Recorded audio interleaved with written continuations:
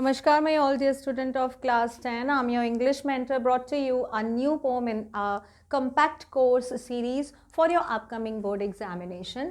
आज हम पढ़ेंगे फर्स्ट फ्लाइट की poem number 1, Dust of Snow, written by Mr. Robert Frost. We'll see some information about the poet, then central idea of the poem, line by line explanation with the discussion of poetic device, and at the end I'll discuss some question answer, and at last I'll provide you the summary of the poem.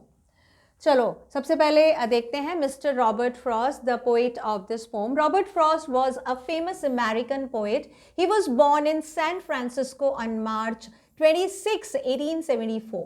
His father belonged to New England and his mother was a Scottish immigrant from Edinburgh. By 1920s, Frost was the most celebrated poet in America. His poetical works, A Boy's Will, 1913, North of Boston, 1914, and New Hampshire, 1923, A Further Range, 1936, Steeplebush, 1947, and In the Cleaning, 1962, increased his fame and honor.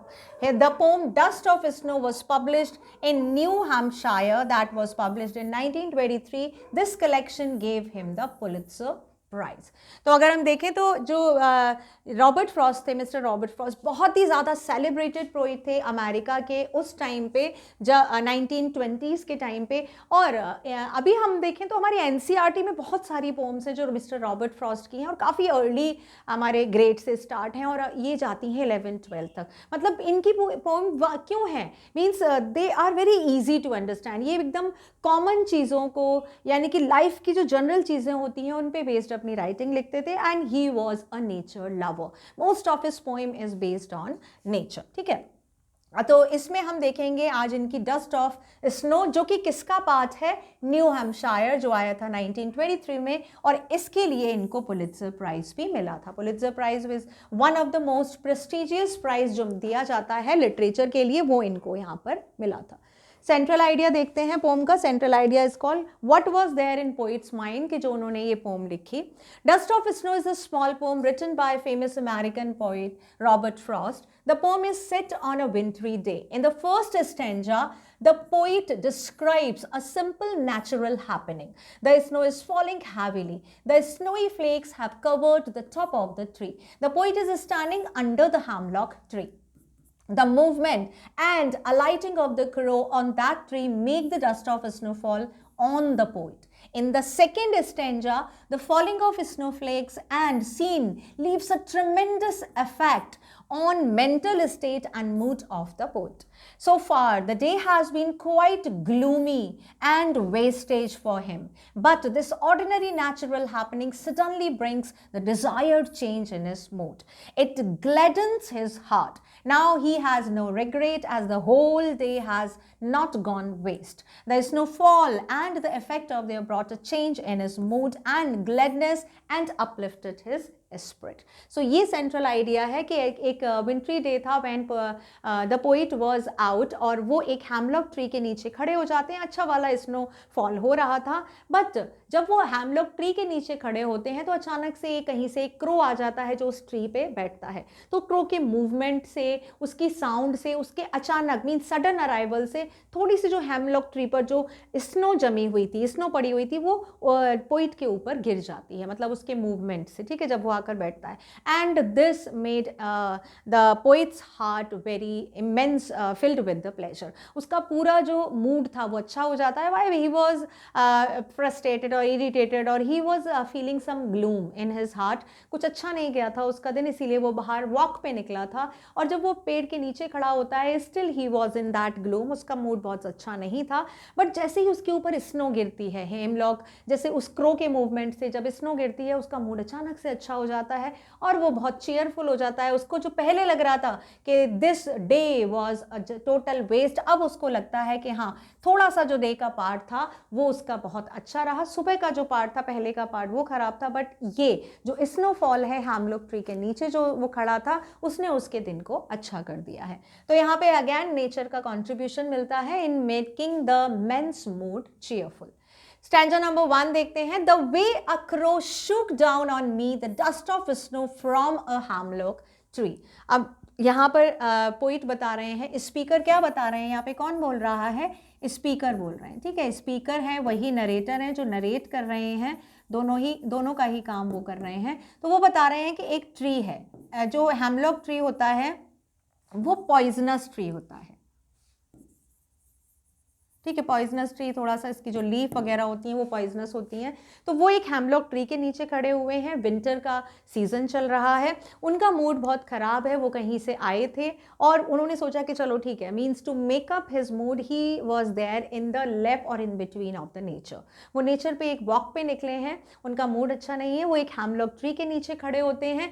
वहाँ पे उस tree पे अचानक से एक कौवा आ जाता है और कौवे के आने के, उसके मूवमेंट की वजह से, उसकी फ्लटरिंग ऑफ द विंग्स की वजह से थोड़ी सी जो स्नो होती है जो वहाँ पर उसकी लीव्स पर जमी हुई है, वो थोड़ी सी स्नो पोइट के ऊपर गिर जाती है। Means that is called a little snowfall, that is very comfortable soothing and उसको बहुत अच्छा लगता है जब उसके ऊपर स्नोफॉल गिरती है। तो यहाँ पर बता रहे हैं पोइट जो स्पीकर है कि जिस तरह से उस कौवे ने मेरे ऊपर जो डस्ट ऑफ स्नो है, यानी कि जो शार ऑफ स्नो है, वो गिराया एक हेमलॉक ट्री से, तब उनको बहुत अच्छा लगा।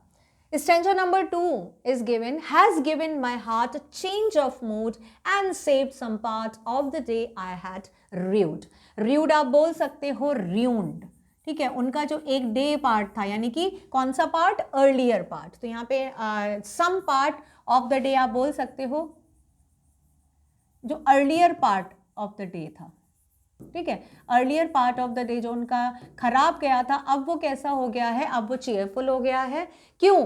क्योंकि जो कौवे ने जो बर्फ गिराई थी, ऊपर से डस्ट ऑफ स्नो गिराई थी, उससे उनका जो मूड था वो अच्छा हो गया था। यानी इससे हम कह सकते हैं कि पहले उनका मूड अच्छा नहीं था। Change of mood means that mood was towards negativity और अब वो पॉजिटिविटी की तरफ हो गया है। बहुत छोटी सी, बहुत प्यारी सी पोम है, लेकिन इसका इनडायरेक्ट मीनिंग बहुत ज़्यादा है, बहुत बड़ा है। तभी ये पोम है। रॉबर्ट फ्रॉस्ट की जितनी भी पोएम होती थी वो बहुत ज़्यादा सिंपल एंड बहुत ज़्यादा कॉम्प्लिकेटेड नहीं होती थी। Any journal person can read that and understand that without any means the extra effort. लेकिन उसका इनडायरेक्ट मीनिंग समझना होगा हमें। यहाँ पर इनडायरेक्ट मीनिंग हम समझते हैं पोइटिक डिवाइसेस के थ्रू। एंड अगर इनडायरेक्ट मीनिंग देखें तो हमारी लाइफ में भी बहुत सारी चीज़ें होती हैं जो इस तरह से होती हैं कि हमारा मूड ख़राब हो जाता है और हम उन चीज़ों को अवॉइड नहीं कर सकते हो। Means in your school life, in your family, in your professional life, in the society, बहुत सारी चीज़ें होती हैं, इन योर विसिनिटी, नेबर, काफ़ी चीज़ें होती हैं जो आपको नहीं अच्छी लगती। You don't want to repeat them, but you are a part of them, you can not ignore that, you can not go away from those all things. तो यहाँ पर हमको बताया गया है कि जो छोटी छोटी चीज़ें आपकी लाइफ में होती हैं उनमें हमको खुशियाँ तलाशनी चाहिए, because these are also a part of your life. जितनी भी प्रॉब्लम्स हैं बिना उसके लाइफ नहीं हो सकती है। तो उन प्रॉब्लम्स के साथ अगर आपको रहना है, उन छोटी छोटी प्रॉब्लम से अगर आपको डिस्टर्बेंस होता है तो छोटी छोटी खुशियों से उस डिस्टर्बेंस को दूर भी किया जा सकता है। तो ये एक इसका इनडायरेक्ट मैसेज है सबके लिए। नाउ पोइटिक डिवाइस देखते हैं। सबसे पहले पोइटिक डिवाइस है इसमें एसोडेंस। ये हमारी है the second, the sound, I am so sorry, the sound of the vowel, O is prominent in shook. ये यहां से लाइन स्टार्ट है, शूक डाउन ऑन मी। ये लाइन है, इसमें देखो ओ की साउंड प्रोमिनेंट है, ठीक है। तो यहाँ पे क्या होगा, एसोनेंस। एसोनेंस में रिपीटेशन ऑफ वॉल साउंड होता है। कहीं भी वर्ड में जब वॉल साउंड आता है, ए ई आई ओ यू, इनमें से कोई भी अगर साउंड आएगा तो वहां पे कौन सा लिटरेरी डिवाइस होगा, एसोनेंस। नेक्स्ट देखते हैं इंजैबमेंट। नेक्स्ट है हमारा enjambment. The sentence is being continued to the next line without the use of any punctuation marks and it has been used throughout the stanza. पूरे stanza में ये use हुआ है। I can show you, हाँ यहीं पे है, ये हम देख सकते हैं। The way a crow shook on down me the dust of snow from the hemlock tree. No comma, no full stop, no semicolon, nothing is there. कुछ भी नहीं है, कंटिन्यूस लाइन आ रही है। तो जहाँ पे कंटिन्यूस लाइन आती है विदाउट एनी पंक्चुएशन मार्क, वहाँ पे कौन सी लिटरेरी डिवाइस होती है, इंजैबमेंट। नेक्स्ट देखते हैं, थर्ड है हमारी metaphor. Metaphor, the poet has compared the snowflakes with dust in the line number 3। अब यहाँ पे जो डस्ट है, ये डस्ट में एक्चुअल में क्या है, ये डस्ट नहीं है। डस्ट का मतलब तो गंदगी हुई, ये क्या है, स्नोफ्लेक्स। स्नोफ्लेक्स का मतलब स्मॉल पीसेस ऑफ स्नो, छोटे छोटे जो पीसेस होते हैं वो स्नो के हैं, पीसेस बोल सकते हो आप या पाउडर बोल सकते हो, पाउडर फॉर्म में जो स्नो होती है, तो स्नो फ्लेक्स हैं या स्मॉल पीसेस ऑफ स्नो है, इसको कंपेयर किया गया है डस्ट से। तो जहाँ पे हम दो ऑब्जेक्ट की कैरेक्टरिस्टिक्स में सिमिलैरिटी को कंपेयर करते हैं, वहाँ पे मेटाफर लिटरेरी डिवाइस होता है। नेक्स्ट देखो imagery. Imagery, the poet has given a visual description of the whole stanza. Imagery is called image, जहाँ पे image बनने लगती है। अगर हमने कहा the poet is going, तो आपका mind poet is going somewhere in the nature. Wintry day तो आपके दिमाग में winter की image बन जाएगी। Hemlock tree तो एक tree आ जाएगा। अगर क्रो आया है तो क्रो की इमेज आ गई आपकी, देन स्नोफॉल हो रहा है तो वो इमेज आ गई।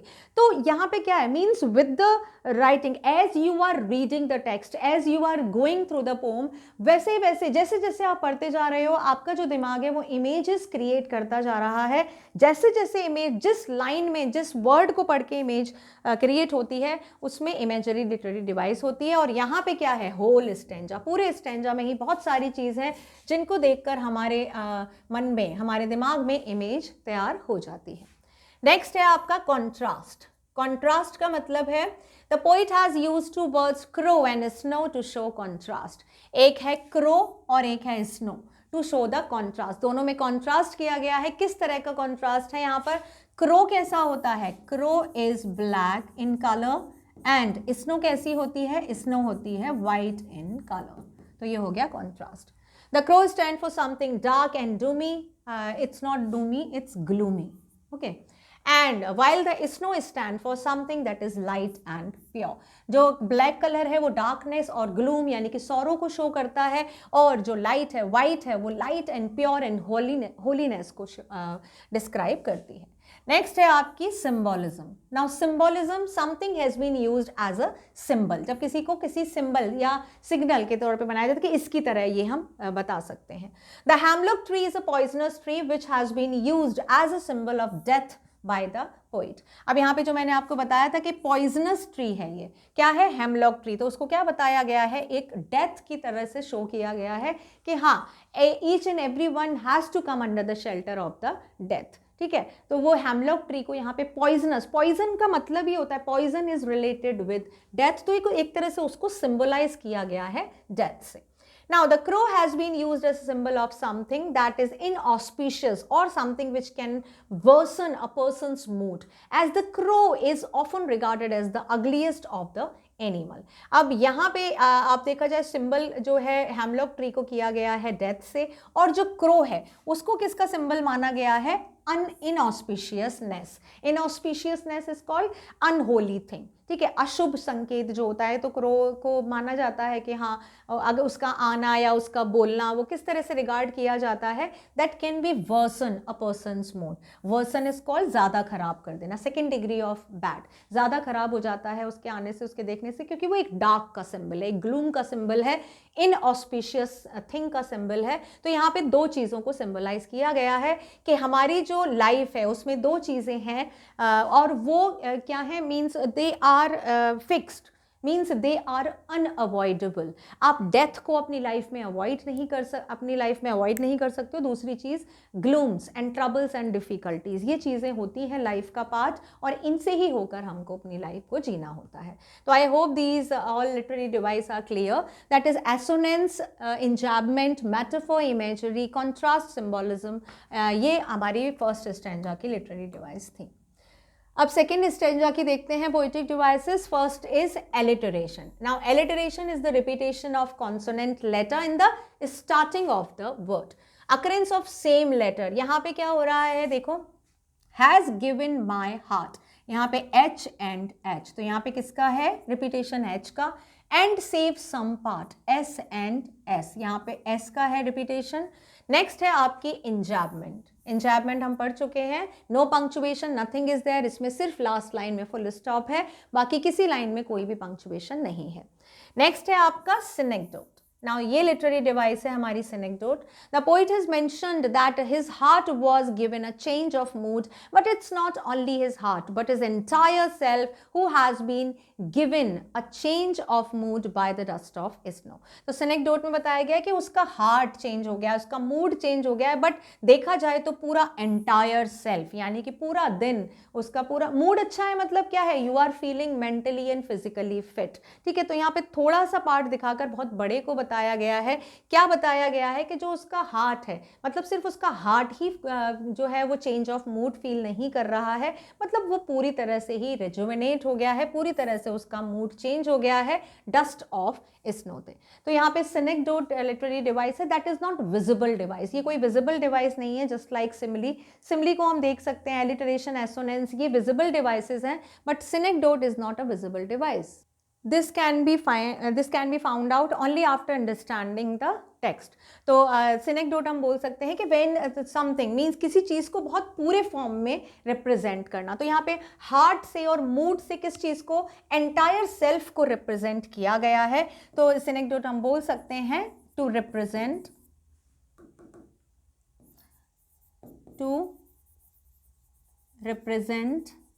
As a whole. ठीक है, एज अ होल, किसी चीज को पूरी फॉर्म में रिप्रेजेंट करना, that is literary device. Mood अच्छा है मतलब आप मेंटली और फिजिकली दोनों तरह से फिट हो. चलो थोड़े से कॉम्प्रिहेंशन स्टेंजास देखते हैं. फर्स्ट स्टेंजा का देखते हैं सबसे पहले हम. The way a crow shook down on me the dust of snow from a hemlock tree. First question is what did the crow do to the hemlock tree. Crow ने क्या किया था, क्रो यूज्ड टू सिट. ठीक है, crow आया and उस पर बैठा था. So crow was sitting on the tree. What was there in the tree at that time. Tree पे क्या था, the collected snow was there on its leaves. Where do you think was the poet then? The poet was under the tree. उस time पे नीचे था वो. What is the name of the poem? Dust of Snow. Name of the poet, that is Robert Frost. Write the rhyming words. Rhyming words कौन से आ रहे हैं हमारे यहाँ पे, crow, snow, me and tree. तो ये इससे राइम कर रहा है और ये जो है वो इससे राइम कर रहा है. ठीक है, तो हम इस तरह से लिख देंगे crow, snow, me and tree. इस तरह से हम लिख देंगे. Next stanza. Has given my heart a change of mood and saved some part of a day I had rued. What had given the poet a change of mood? किस चीज से उसका मूड चेंज हुआ? By the dust of snow under the hemlock tree. What had the poet thought of the day? The poet had thought with the ruined mood. ठीक है, thought of the day जो बाद में था उसका क्या हुआ था? He has anyhow he had managed to save his day, but earlier part of the day was ruined. How was some part of the day saved for the poet? किस तरह से हुआ उसका जो पार्ट सेव था? Because the dust of snow had fallen on him when he was there under the hemlock tree. What is the rhyme scheme of this stanza? Rhyme scheme क्या है? Heart. यहाँ पे लिखते हैं ये लास्ट वर्ड को हम अंडरलाइन करेंगे. Heart, then mood, ये आया B. Part, it is rhyming with heart, mood and rude B. तो इसकी rhyme scheme हो जाती है A B A B. ये हमारे इस स्टैंजा की राइम स्कीम हो जाती है. ठीक है. The way a crow shoot down on me the dust of snow from a hemlock tree.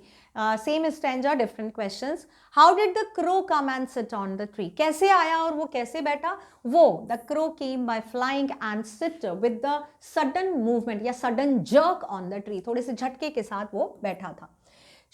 Now next question is what kind of tree it was? It was a hemlock tree. कौन सा tree था? Hemlock. Where was the poet standing and what happened to him? Poet was standing under the hemlock tree and what happened? The dust of snow fell on him. Where was the poet sitting? The poet sitting और standing जैसा भी वहाँ पे लिखा हो कहाँ पे था वो hemlock tree के नीचे था. Standing और sitting. Next stanza. Why did the poet's mood change? क्यों उसका mood change हुआ? Because the dust of snow fell on him and because of that his mood has changed. How did the poet feel in the end? The poet feel happy in the end. Why did the poet rue earlier? Rued earlier या बोल सकते हो rued earlier. Earlier क्या था? उसका mood अच्छा नहीं था and that's why the poet felt rude earlier. What does the poet mean when he says that he had saved some part of the day? Poet means that now he was feeling cheerful when he was having a dust of snow on him, and that's why he had saved some part of his day. ये इसके answers हैं. Now कुछ questions देखते हैं. Positive attitude in the life can make the world a better place to live in. Do you agree or disagree with this reference of the poem? Dust of snow. Express your views, bringing out the inherent values. तो यहाँ पर बताया जा रहा है एक ये जो क्वेश्चन है that is not exactly from the poem. ये poem से नहीं है, ये आपके understanding based of the text है.